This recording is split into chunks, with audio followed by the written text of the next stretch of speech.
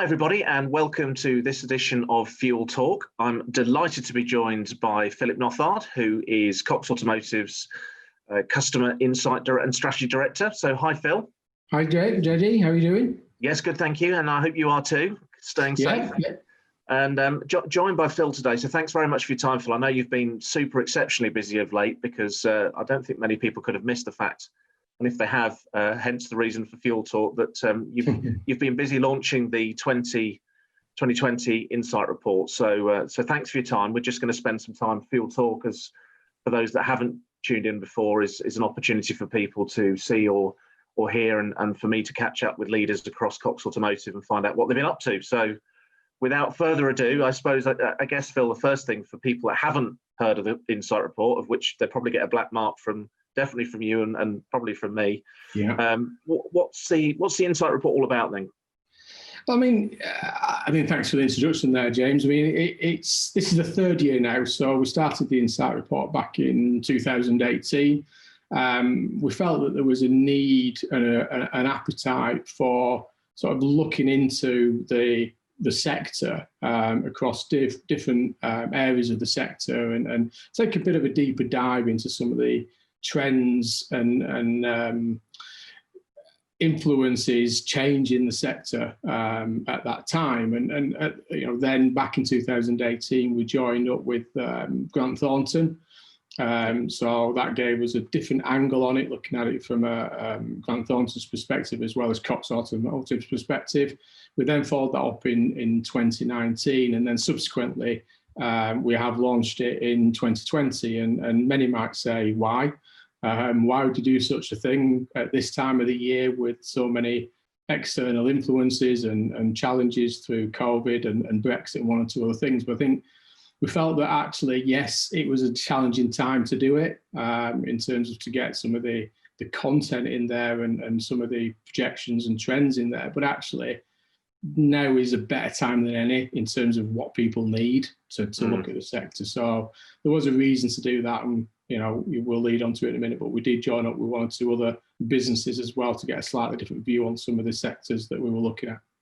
Yeah, so that's good. So clearly for Cox Automotive customers, it's there for their reference, and it sounds then from the wider industry as well. Then, so it's a report that sits across, and as you say, provides information to the industry. It does, just by the topics that we cover within the report and how we, like I say, collaborated with Grant Thornton. And this year we've worked in association with the NFDA, which is the National Franchise Dealers Association, and with LexisNexis, who LexisNexis sit firmly within the insurance and the OEM sector. So they're looking at the world of autonomous and connectivity and the data as a marketplace. So again, slightly wider than some of the operations that Cox Automotive may look at, but very firmly areas that we're there to support our customers on. Yeah, absolutely. So from that perspective, you mentioned the business planning, the relevance of currently what's happening in the marketplace and influencing business planning, which is clearly important, not just to our customers, but to the industry as well. So what specific areas does the Insight Report cover this year? Again, we've led the forecast and projections market for the 3 years now for cars, and as you know, for the LCV sector, for both the new and the used. And we were the first ones to enter the market and giving the sector some forecast projections and some scenarios for the used market for the cars and for the LCV, which we've now done for the third year now. So we've very firmly started off with that, because that, in terms of the Insight Report, is very much what many of our customers look at initially. Then we've looked at the world of the road to zero, and again, me and you have spent many a time talking about this as a sector, but that the challenges facing and the strategic investment around infrastructure, etc., around the EV sector, not just in the UK, but in the European and the global market. And that's where we work with NFDA with that. And then into the world of subscription and the way our customers need to look at the market and the way people are going to own, drive and finance their vehicles. And then to the world of digital retailing, which, as you know, has certainly been accelerated through the COVID pandemic, as many of the our customers, particularly in the retail sector and the wholesale sector. This switch to that omni-channel, that e-commerce digital proposition, particularly for retail. And then, as I said earlier, teamed up with LexisNexis to look at the world of big data, the world of connectivity, and that around ADAS systems and the technology around that, and where people need to understand where that sector's going, what they need to look at, and some of the trends starting to emerge there. And then to finish off with, which you alluded to, particularly working with Grant Thornton on this section and looking at all of those areas, the consolidation of the new and used car and LCV market, the volume expectations over the next sort of 2 to 3 years of those markets, and the emerging trends. And actually, what does that mean from a business strategic thinking perspective, whether that's cash flow, investment, etc., and to look at that and work with Grant Thornton on that sector. So that's a packed report. There's so many factors lining up to influence the market, aren't there? This specifically this year, and I know that one of the projections that we had in I think 2018, we said that we forecast by 2022, so a 4-year forecast, that 80% of our vehicles, certainly in the Mannheim world, would sell online. Yeah. And who would have ever thought in January of this year, to your point, that we'd be sat here towards the end of the year, and with 100% of in terms of Mannheim, everything wholesale selling online. So yeah, a massive shift in the market. And I mean, in terms of feedback that obviously from the last 2 reports, this being the third, what kind of feedback do we get from customers in the industry in terms, because it is a unique report, isn't it? It's one that you've driven. It is unique, yeah. And as you say, I mean, this year, and we'll get onto the report itself in terms of its platform, but it is it's a huge report. I mean, just from a proofing perspective, I can say there's 27,000 words in the report, plus all the links out, third-party links, etc. So, it is a huge report, but I think it's very well received from the industry. The feedback over the last few years has been extremely positive, and just really giving them that sort of view on the market and some of the projections, some of the context and sentiment around some of them projections, that they look to us as their business partner, and to get our view on those areas. So again, very well received across the sector, and the audience is growing. And I say, not just in the UK, but across the European and the global market as well. Yeah, as you say, some of these trends are indeed global, aren't they? With some of our businesses like Modix looking at a international operation, that they are seeing that acceleration, certainly into digital retail. Yes. And inquiries, which is, it's more relevant than ever.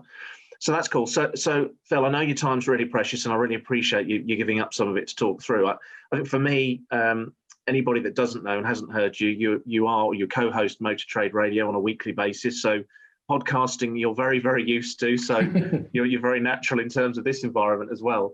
But in terms of individuals looking to get hold of the report, because you did say this year, because of the lockdown, we produced not a hard copy, but we produced a digital interactive copy, which I certainly, I think is fantastic. I think a lot of the ways we look back and think, what will we keep, what will business and what will our lives retain post pandemic. And I think the digital format of this report is really, ironically, has underpinned the fact that digitization has been accelerated in COVID, and here's an example of it. So the report's available from the Cox Automotive website.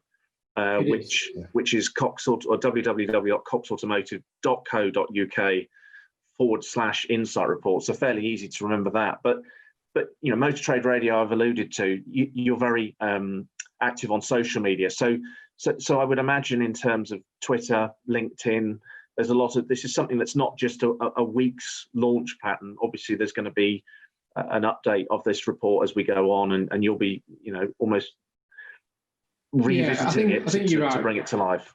Yeah, I think again, when people do visit the report, as I say, there's 6 sections to it. There is some deep dives into some of those sections as well. It's like I say, it's just getting close to a 30,000 word document, and it's very interactive. It's very intuitive report, and it's not a case of start at the front and go all the way through it to the end. It's about the fact that we've, as you said there, James, that we've done it in that digital space, allows the the user and our customers in the market to jump into each section. So if they want to go and look at the section that you're involved with around that commercial vehicles and some of the trends emerging from the commercial vehicle market and the projections there, they can go into that section. They don't have to read it from front to back. On the home page, there is a very handy how to navigate this report, which we do suggest that people do look at first. It just shows you how you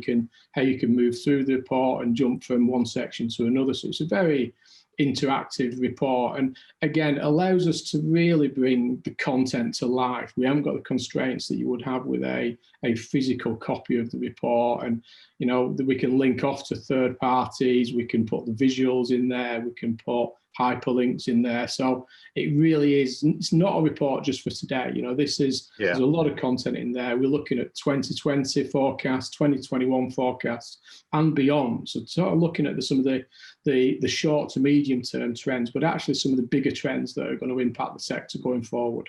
Yeah, and then to that extent, as you say, it's a living and breathing report, isn't it? Which those trends aren't going away, and as we've seen in the pandemic, they're, if anything, speeding up. So no, that's great. Listen, as I said, appreciate your time.